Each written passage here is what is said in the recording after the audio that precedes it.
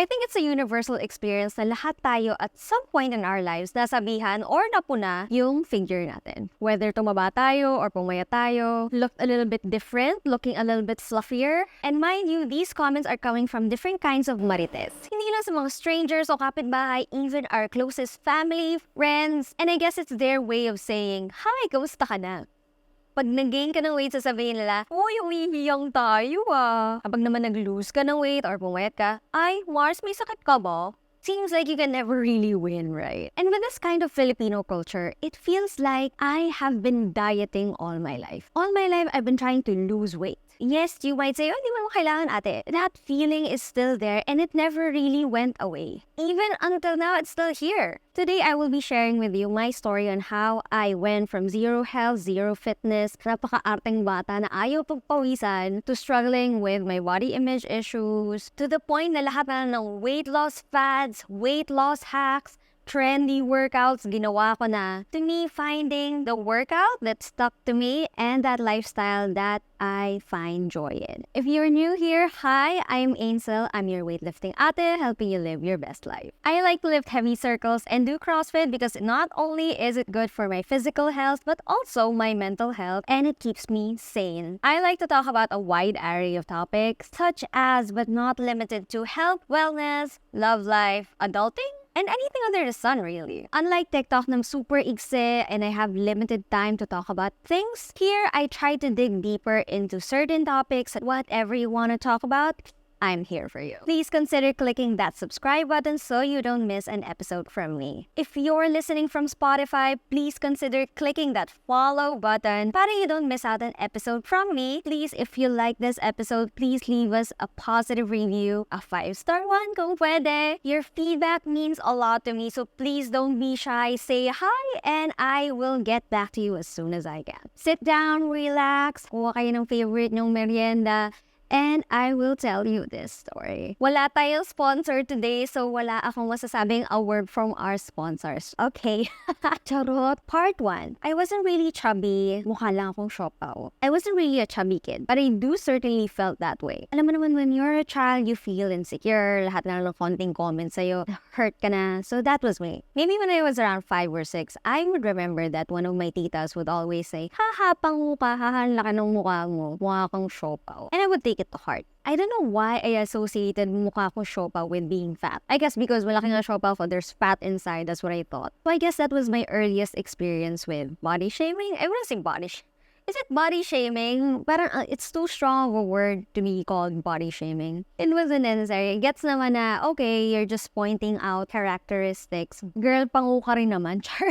Okay, petty na, petty na. That was one of my first few encounters with quote-unquote body shaming. That's when I started developing insecurities. I grew up in the 90s, so yung mga fellow millennials ko dyan, I'm sure you would remember that the trendy body that time was heroin chic. Everybody was damn skinny. Not to mention, the top models, top celebrities in Hollywood, and even in the local Filipino scene are all skinny. Hindi pa uso nun yung mga healthy muscles on women because mukha ka daw Amazona. And nobody likes an Amazona body that time. Like, mukha kang lalaki, may konting bicep ka lang, boom, Amazona ka na, kadiri. Enter the 2000s, it didn't get better. So around the year of the 2000s, doon ako naging teenager. One of the most iconic skinny legends that time would be Paris Hilton. Every time she would walk the red carpet, get her pictures taken by the paparazzi, lagi siyang super skinny. Parang tissue na lang yung nakatakip sa... Don't get me wrong, I love her, slay. She's still an icon to this day. And let's not forget the Meteor Garden craze, ha? So of course, Shanchai,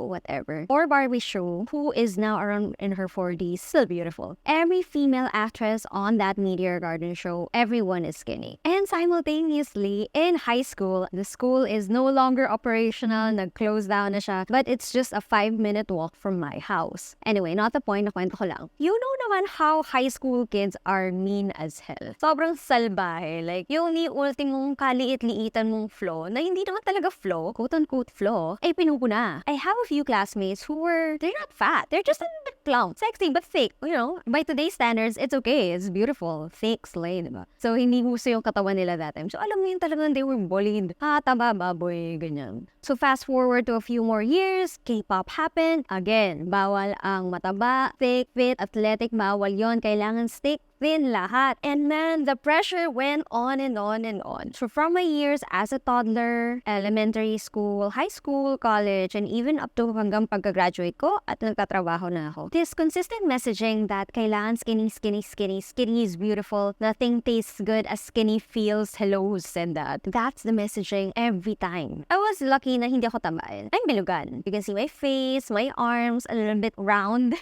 I'm also petite. But these messaging, I internalize it. It kind of makes you feel like you're not enough. You're not pretty enough if you don't fit that specific standard. Maintaining my weight was really an issue until I graduated from college and I started working a desk job. Part 2, struggling with adulting. So this was the first time ko mag-work ever. I live in Malabon. Please don't dox me. And I would commute every day, Monday to Friday, from Malabon to Makati. This was around 2011, so traffic wasn't that bad. But still, 1.5 to 2 hours every day, one way. I wouldn't really mind if it was just sa kailangan ko na shuttle, then pagkagising ko, wow, nasa office na ako, yay! No! Either I would take 2 jeeps, then ride a shuttle, then another hour, then bababa ko ng Ayala, then mag-jeep pa ako ulit, papuntang office. That's like 2 hours. And you might be wondering, ate, bakit naman kasi nagpunta ka pa ng Makati? Wala bang mas malapit na work sa'yo? I graduated with a course of journalism. My industry specifically is looking for writers. A writer job is not necessarily available everywhere. You would be working either for media, TV, newspapers, magazines, and all that. And the job that I got into was in Makati. It was a really small publishing company. And honestly, I was paid the minimum wage. So you can imagine I'm going through that commute for minimum wage.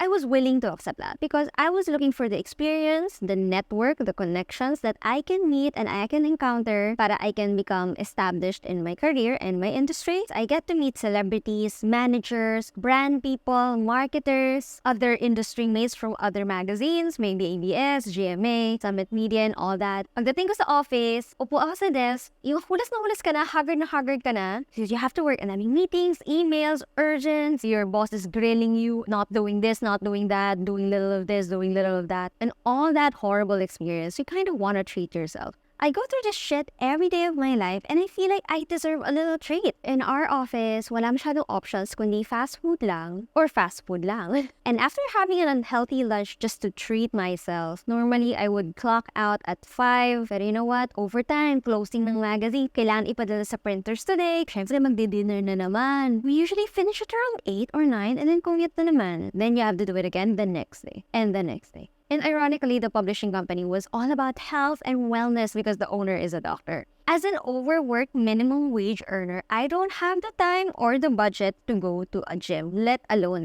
a coach. I would rely on articles that time. So wala pa nung YouTube. Well, I mean, may YouTube na nun, pero wala pa yung mga content creators na follow me as we work out. So I would be doing random things whenever I feel like it. So I would try running once every 4 months. Sometimes 6 months, okay? Okay, sige. Panggap tayo. Then sometimes meron pa Zumba sa office, okay? So that's like once every 4 months. Sometimes I would just resort to dieting. In terms of dieting, since nga wala rin akong budget, instead of Jollibee, you know what I would do? I would just buy 2 pieces of this lumpiang toge. Mini version. So mga 20 lang yon. Lumpiang toge with suka and then 1 hard-boiled egg for brunch. Yun lang kakainin ko for the entire day. And you know what? I tried that successfully for a week. Then the next week, wala na. Bumalik na si ate girl sa Jollibee, fast food, hindi na kaya ng mental health ko. 2011 pa lang, fresh grad pa lang ako. I really wanted to be fit and healthy now. But given that I do not have the time, the budget, I'm overworked, and I really needed to focus on getting that work experience for my future din naman. The worst came to worst when, in 2015, I was a junior in the marketing department of that 5-star hotel. Luckily, meron naman kami ng mga APE, annual physical exam, if you don't know. So, nagpa-test ako, blood chem and all that jazz. And you know what? Sabi ko, hindi, bata pa ako. Okay lang, healthy naman ako, ganyan. Kahit medyo chubby ako. And you know what came out? Borderline cholesterol. Boom! And I was talking to the doctor and he said, ma'am, nag-exercise po ba kayo? And sabi ko, no. And he was like, baka po kasi yun kasi you don't have any physical activity. And dagdag pa doon, hindi rin po kayo kumakain ng healthy. Timing mo pa doon na nakipag-break sa akin yung ex ko noon. I was so devastated, sobrang depressed ko noon. Like, stress eating, stress working, stress everything, girl. Ganito yung naging itsura ko. You know what? Again, no shame to her. She was just trying her best. One girl, when I saw this picture, that was a huge wake-up call. Para ako sinumpal. Oh shit, hindi ko na kaya umangle to get a good picture. And not to mention, I really also don't feel good about my health. My clothes don't fit me well, so hindi rin ako ganun ka-confident with myself. January, I wanted to have a revenge body. I wanted to be healthy. I wanted a big comeback. So kung makabawi sa sarili ko after all the shit that I went through. Nag-CrossFit na si ate, girl! Part 3, sustainable fitness. And I was lucky enough, I was earning a little bit more, not the best salary, but I have enough disposable income para makapag-invest in a gym membership after hyper-focusing from my heartbreak, from wanting that revenge body so much. Pagod na akong maawa sa sarili ko that time. I was so hyper-focused on achieving my goal that time. I wanted to achieve it in 3 months. And sure enough, I did. Hindi ko ginugutom yung sarili ko. I was eating healthy, I was eating enough, and I was working out almost 3 to 4 times a week in just an hour. Transformation talaga. Both physically and mentally as well. So, ate, okay na kasi pumayat ka na. Syempre, hindi nagtatapos yun doon. Kapag pumayat ka na, you have to keep on doing it. But that's the funny thing. Hindi ko na-maintain yung figure na to. I got a little bit thicker. Don't get me wrong, I'm not discouraging you, nor am I looking at it from a negative perspective. In fact, mas positive pang ang tingin ko because hindi ko lang tinitingnan kung gaano kababa yung body fat percentage ko. I was also looking at how I feel, how I think, how I move. And I feel like being healthy doesn't only mean like,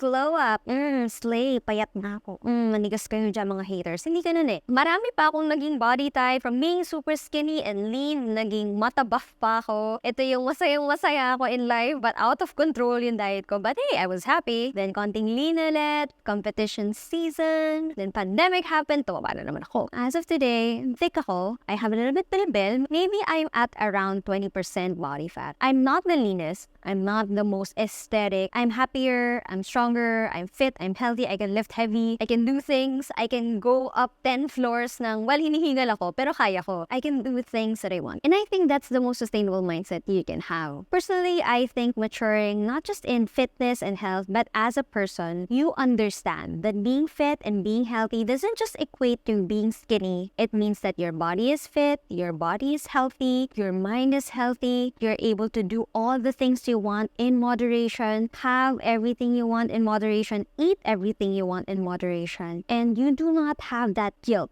eating you up inside that says, oh, you shouldn't be eating that kasi tataba ka. Oh, you shouldn't be doing this kasi ganyan. Part 5. How can you find sustainability in this?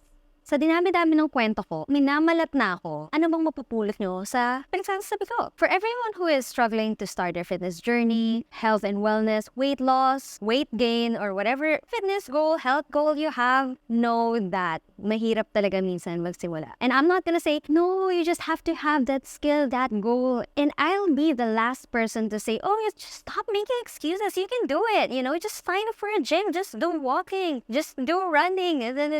No pain, no gain. I will never say that because hindi tayo pare-pareho ng buhay. And minsan mahirap talaga. Especially kung ang lifestyle natin, nanggaling din ako sa point na literally wala talaga akong oras, wala akong energy, wala akong budget. And it's so hard when you have all these society's pressures around you, but society isn't doing anything to support you and your health and your journey. And I'm not saying, sisigin na lang natin ng gobyerno and all that. We're not. Well, we are. But it is the truth. Kung tayong lahat ay nakaka-experience ng magandang pasahod, magandang benefits, maayos na working environment, then we wouldn't have all of these struggles. At least most, if not all, Filipinos will have that access to health, wellness, and and it's not just about losing weight, not just about being skinny, but actually being healthy. Sometimes, ito yung cards na dinil sa atin, and you are seen. And if anything, I see you, your struggles are valid. And making excuses, people want to be healthy and people want to be fit. Ano making excuses there? There's this quote that I like. And I still remember to this day. I can't remember who said it. I need to search it. Do everything you can with what you have where you are. And this quote is not pressuring you to be someone who you're not. Kung ito lang ang kaya ng budget mo, ng life mo, ng demands ng buhay mo, if it means just walking around for 5 minutes, 10 minutes, then so be it. Making a few mistakes with your food choices and your life choices, then it's all okay. As long as you are trying, it is something. If there's anything I learned from 10 plus years of being into fitness and health, with a lot of failures in the earlier years, being skinny is not the end all be all. It just means that you're good at food control, but other than that, it's not really conclusive to health. But I'm not stopping you. I'm not stopping you na, ate, I just want to lose weight. I just want to be pretty. Bakit ka ba nakikialam? Sure, if it makes you feel more beautiful, more healthy, more happy, more confident, go for it. As long as you're not compromising yung sarili mong mental health, as long as you're not hurting yourself over it, then I think there shouldn't be an issue with it. Remember, these are just all society standards that we're forced to comply and has been drilled down in our brains ever since we were young. And sometimes I forget. Sometimes I still forget. You're strong enough to be with your family, your friends, loved ones, and see them grow and you grow with them. That's one thing that we all tend to forget in this journey. And that's it for today. I hope you like that episode. If you love that episode, please consider liking this video. It helps get my future episodes get bumped up in the algorithm so you can see more of me in the future. And of course, please consider subscribing. It really means a lot to me. If you're listening from Spotify, please consider clicking the follow button. And please do leave us a 5-star review if you're liking this podcast so far. But for now, thanks for watching and or listening, and I will see you next time. Bye!